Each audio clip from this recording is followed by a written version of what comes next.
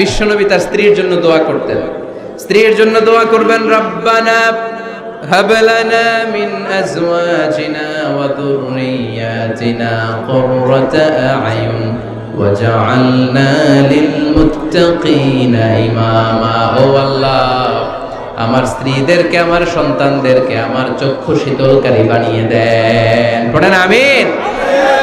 আল্লাহ আমার স্ত্রীকে এমন বানান, স্ত্রীকে দেখলেই যেন আমার হৃদয়টা প্রশান্ত হয়, আমার চোখ যেন জড়িয়ে যায়। এই 10টা দায়িত্ব স্বামীর সুখী দাম্পত্য জীবনের জন্য। স্ত্রীর দায়িত্ব আজকে বলার সুযোগ হলো না, অন্য কোথাও অন্য কোনো মাহফিলে এই বিষয় নিয়ে আলোচনা করব যে একটা সুখী দাম্পত্য জীবনের জন্য স্ত্রীকে আল্লাহ কি দায়িত্ব দিয়েছে।